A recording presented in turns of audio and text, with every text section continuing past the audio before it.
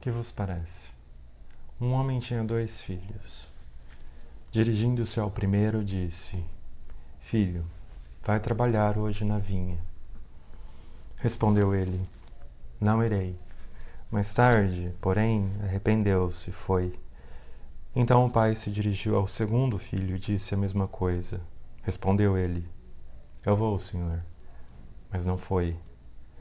Qual dos 2 fez a vontade do pai? Responderam-lhe: O primeiro. Disse-lhe Jesus: Em verdade eu vos digo que os cobradores de impostos, as meretrizes, entram adiante de vós no reino de Deus.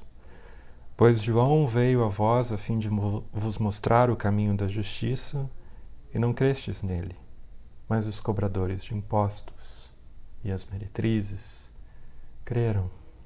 Vós, porém, mesmo vendo isso, não vos arrependestes para crerdes nele. Palavra da... Não vou fazer isso, não. Apesar da minha relação com Cristo ser uma coisa absolutamente multidisciplinar e quase que um caleidoscópio assim de caminhos que me levaram a Jerusalém, talvez, mas primeiro a Roma. Eu nasci numa religião e fui criado e me desenvolvi como humano numa religião que não vê tanta importância assim nesse papel central, nesse papel divino de Jesus. Como eu fui criado como testemunha de Jeová, Jesus é mais um grande profeta, assim, o Thanos da história, assim. Ele não tem, e na verdade é enfatizado várias vezes nos ensinos deles, um papel divino. Cristo não é Deus, pelas testemunhas de Jeová. Então, eu não nasci, apesar de conhecer muito bem assim as histórias do Evangelho, eu não nasci lendo essas histórias com essa noção mais viva de Cristo, essa noção mais holística dessa figura, desse cara que fala essas coisas absurdas aqui para pessoas religiosas, coisas que se falasse hoje se receberia um processo da Polícia Federal pela Lei de Segurança Nacional. É isso que ele está falando. Esse personagem, ou essa personagem, ao mesmo tempo mística, porque está no meu inconsciente coletivo também, menos já que o meu desenvolvimento psicossocial se desenvolveu para além de Cristo, quer dizer, fora dele, era algo que sempre voltava com uma sensação estranha de ideal de justiça, ideal de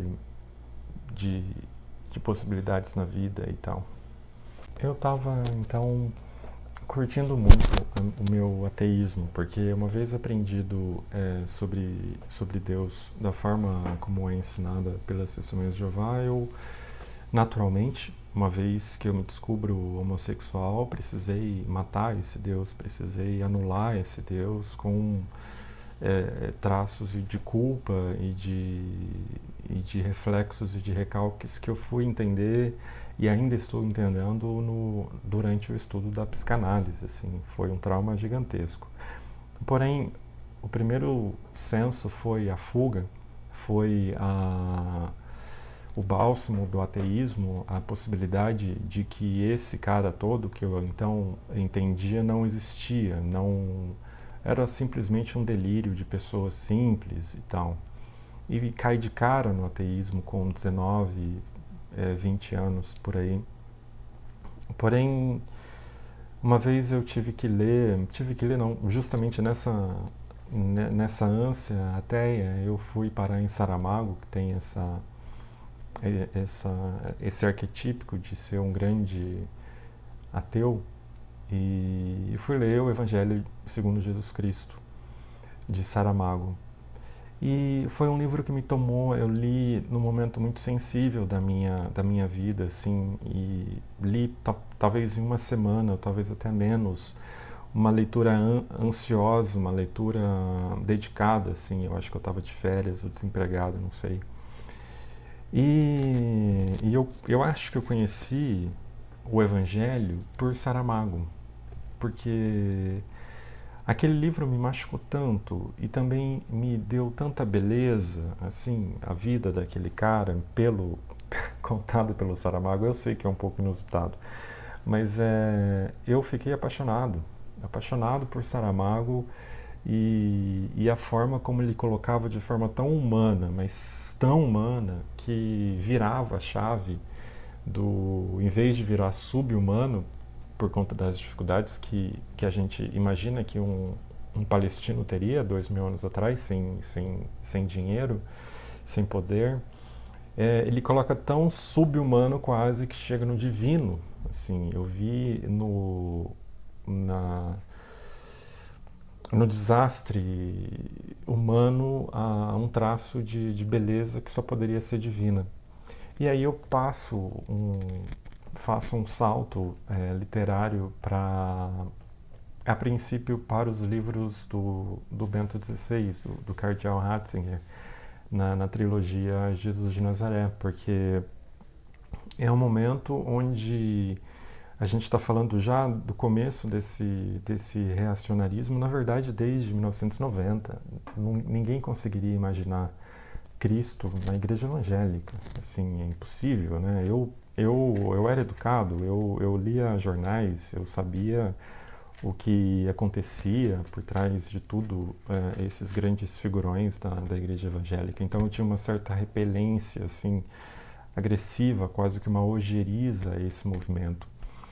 Esse movimento que está aí ainda agora com mais força, eu ainda mantenho. É uma raça de víboras, assim. Eu sei que eu não sou a pessoa que deveria estar jogando, mas pela boca das putas, dos cobradores de impostos, eu digo o que eles são.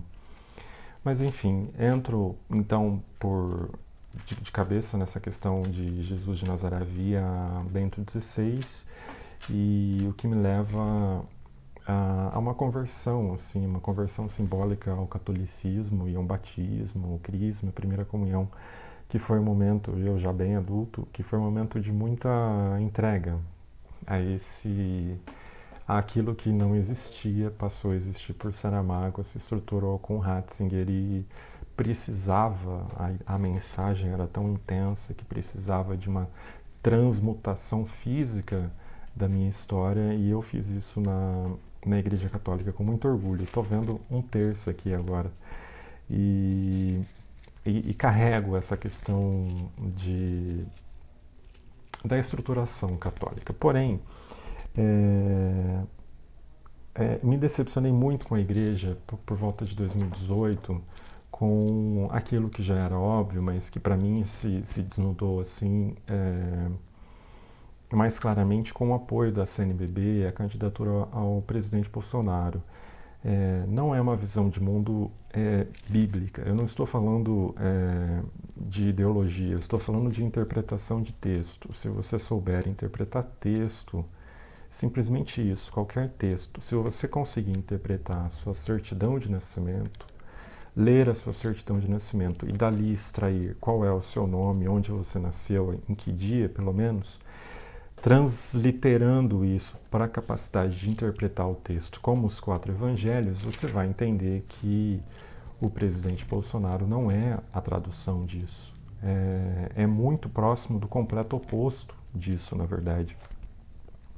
Mesmo assim, isso não foi motivo para a CNBB se envergonhar de apoiar e de fazer arminha com a mão em plena Catedral Metropolitana do Rio.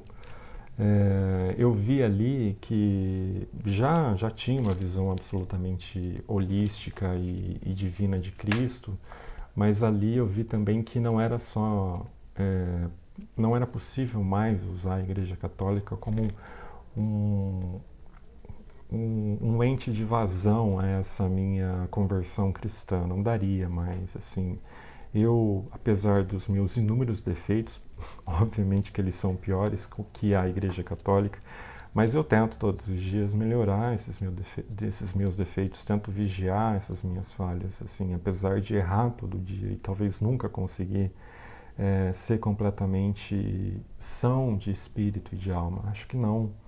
É, mas tento, e uma dessas tentativas envolvia abandonar essa prática, é, essa devoção mais intensa católica. Aí eu entro num vazio, assim, porque eu não consigo ser evangélico, eu teria um pouco de vergonha de dizer essa palavra, dentro do que essa palavra está virando. A cada dia que passa, uma nova notícia produz mais lodo, mais sujeira, é, mais escarro nessa palavra evangélico.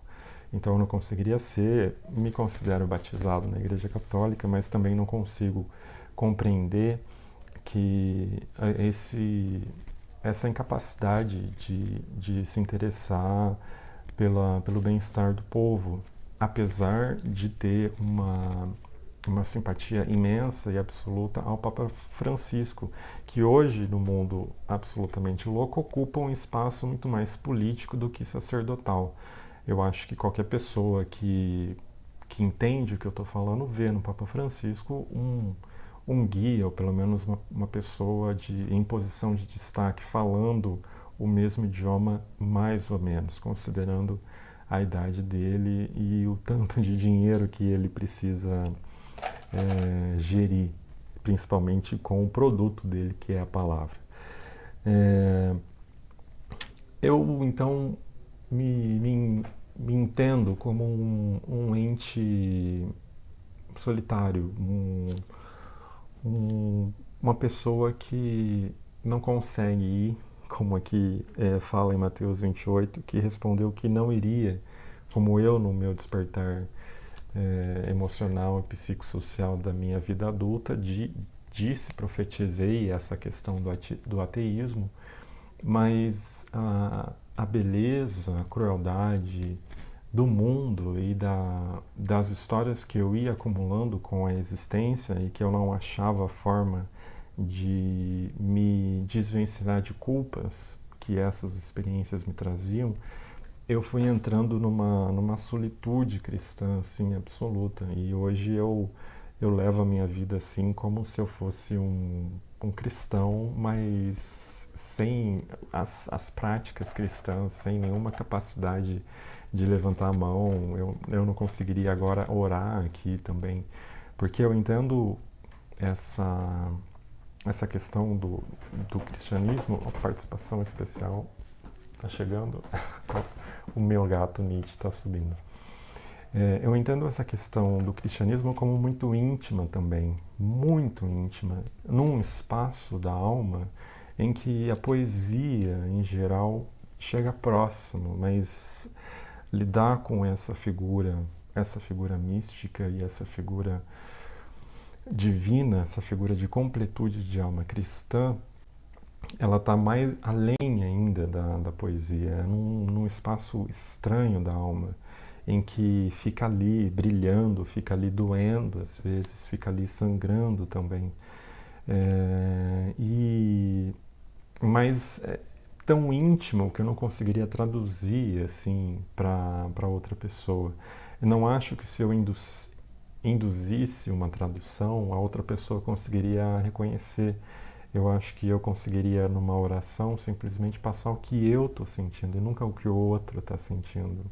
Porque se sente nos espaços mais íntimos, onde nem as palavras mais penetram às vezes, né? Somente os verbos, esses impulsos, essa pulsão freudiana, por assim dizer, que seria um traço divino e que dele junto sai como uma trindade particular, íntima, atômica, subatômica, essa vontade de ler, entender sobre essa figura que é Deus. Só pode ser Deus. Eu não consigo entender que Deus seja traduzível para nós, porque Deus, óbvio que é o princípio do Big Bang, por assim dizer, existe, não tem como existir. Cada vez que a física e a química se debruçam mais sobre a natureza, mais fica claro que algo dali está aparecendo, apesar de ser cada vez mais infinito, assim, vai aparecer, fica mais próximo, mas nunca chega. O mesmo acontece para o universo, a gente vai descobrindo mais, mas sempre a descoberta se abrem portas novas, mas a princípio num caminho de identidade criativa, o universo, eu entendo isso. Mas não acho que esse Deus universalista, por assim dizer, seja acessível aos homens, do tipo assim, paga meu aluguel, ou ajuda meu pai, ou sei lá, faz eu ter uma casa própria, ou me ajuda a comprar um Celta 1.0 2012. Eu não vejo possível, assim, eu vejo a experiência humana, essa daqui, que é tudo, essa sedimentada em milênios e milênios de história social, em milhões e milhões e milhões de história biológica.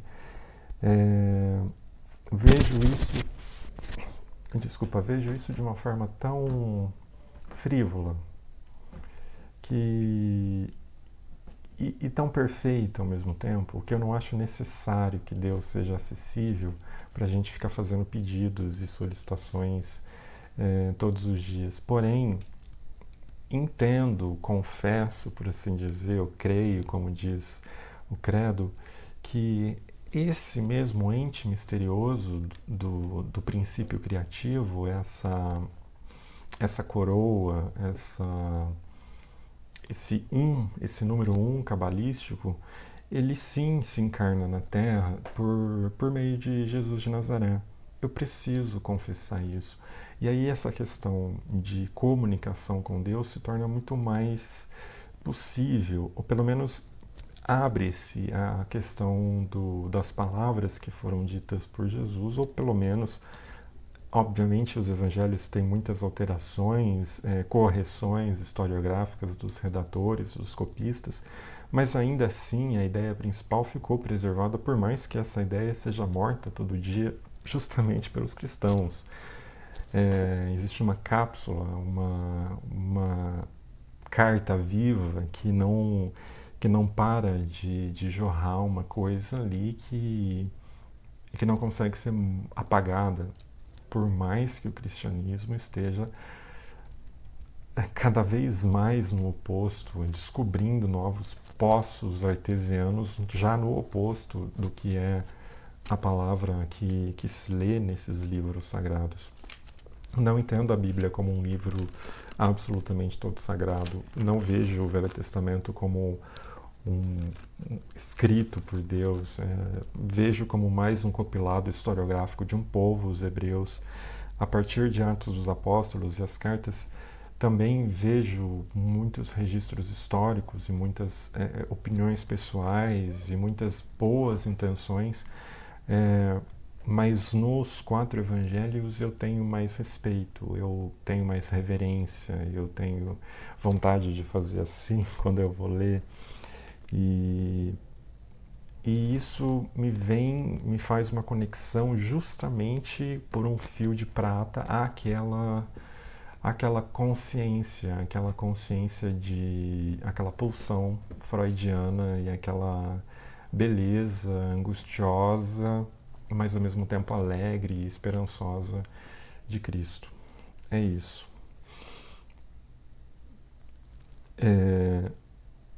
Me coloco então nessa posição de dizer que não iria, mas às vezes me confessar na posição de que vou, de que fui pelo menos. Mas isso é uma coisa que também me parece como essa referência a portas que se abrem, porque cada vez que eu penso em que eu devo me dedicar a isso, mais eu sinto um constrangimento de coisas que eu precisaria ajustar no rumo desse Übermensch cristão que é esse ideal de comportamento de Jesus. E aí, uma das coisas que mais me param é sempre a culpa. É, eu sempre me sinto muito culpado. Eu, por muito tempo, não tive muita consciência de mim. Alguns traumas, alguns, talvez a maioria, relacionados ou iniciados na minha criação, como na minha criação, na minha formação teológica, vamos dizer assim, meus pais não têm interferência nisso.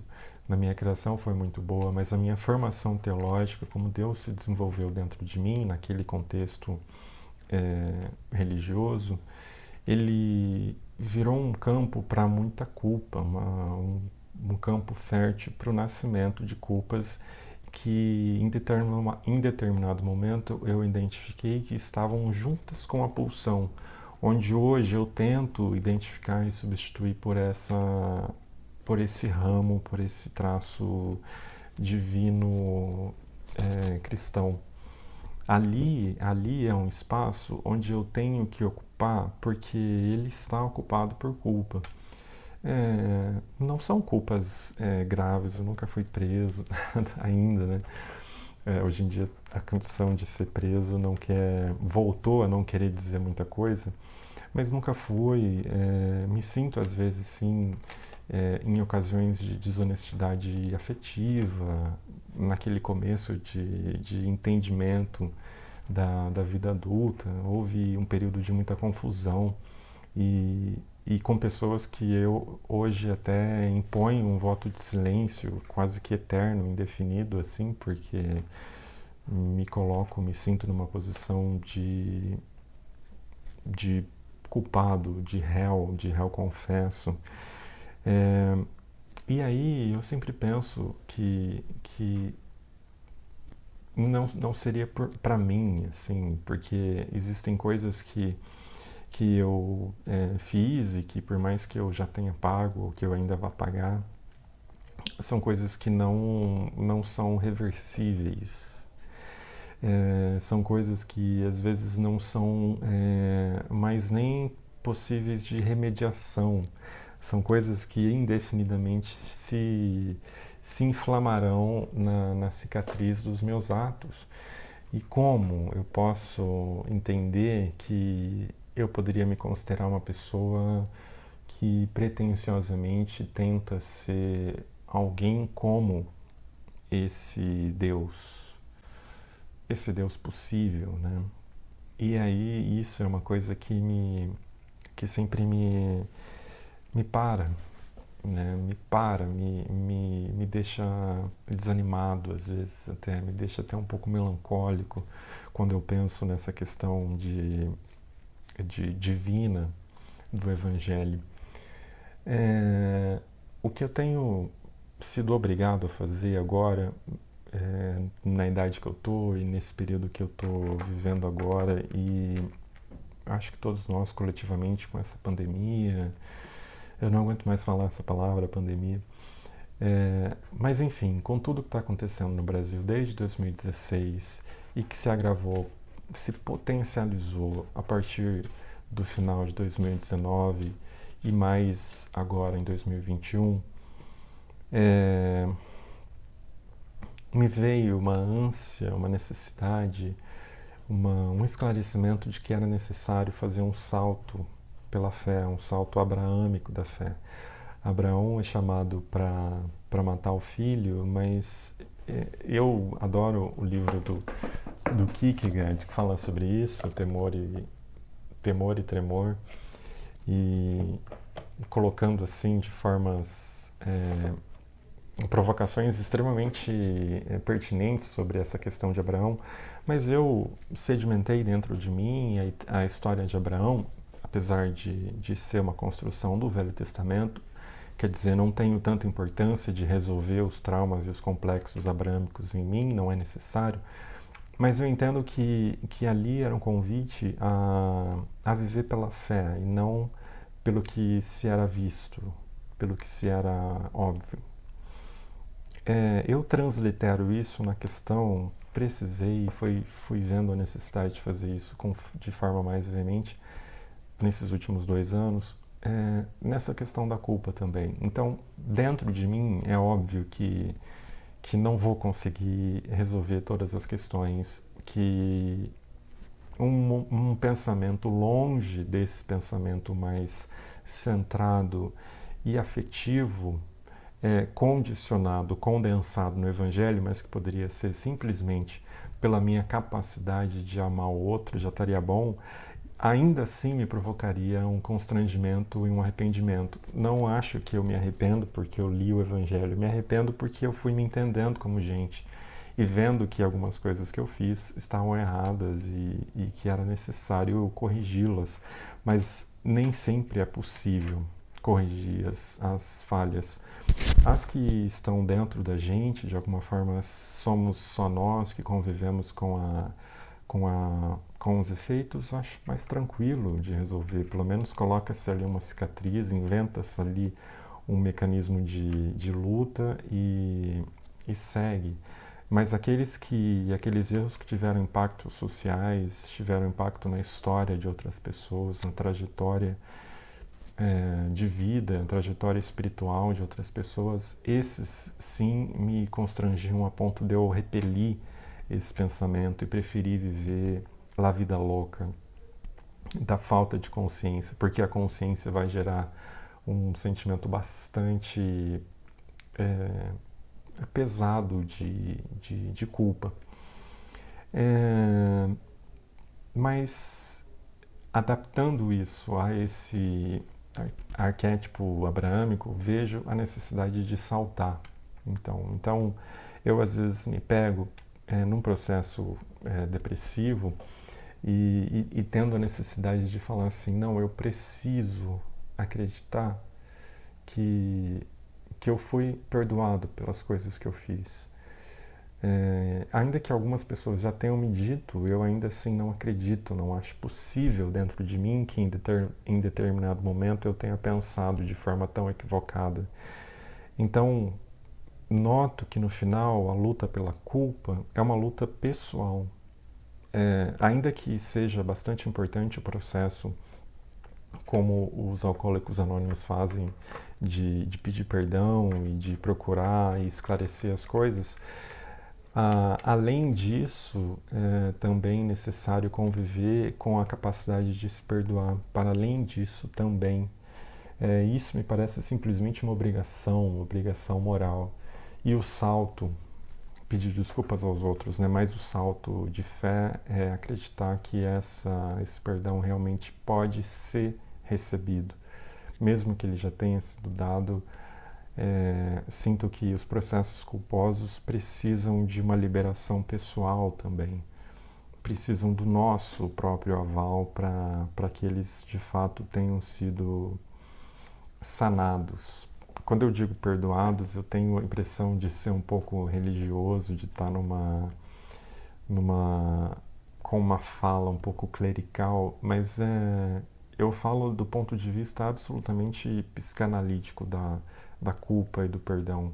Falo da desinflamação de traumas que vão se repetindo e que a gente começa a adquirir comportamentos por conta de traços, por conta dessas pulsões culposas, que nem podem ser mais identificadas em determinado momento. Por isso que eu falo que o perdão é justamente a desinflamação, a desobstrução dessa pulsão freudiana enviesada pela culpa, pelo rancor, pelo arrependimento. Essa é a mágica que hoje a gente vê pelo inconsciente freudiano ou pela mente freudiana estruturada por Lacan, mas ela está aqui. E essas estruturações talvez não sejam tão subjetivas como hoje a psicanálise e a neurologia diz. Conforme a gente está estudando mais, parece que a gente está entrando em outros portais. Então talvez isso seja até uma liberação física, não sei. Só sei que o processo é muito efetivo, de muita paz, de geração de muita paz e de geração de bastante calma, eu diria. Por isso eu decidi gravar esse vídeo, que eu estou vendo que já tem meia hora, mas eu decidi gravar esse vídeo e upar no YouTube para deixar registrado esse processo de desinflamação culposa, que eu diria, para deixar registrado no que eu me agarro quando me obrigo a fazer, porque sem ele, às vezes, a levantar da cama se torna um trabalho quase impossível diante dos pesos que nos puxam para baixo, naquilo que deveria nos impulsionar para cima.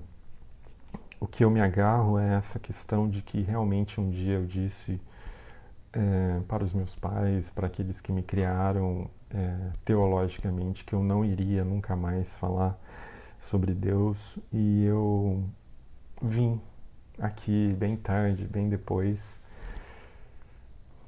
vim. E não estava esperando me emocionar, desculpa. E venho com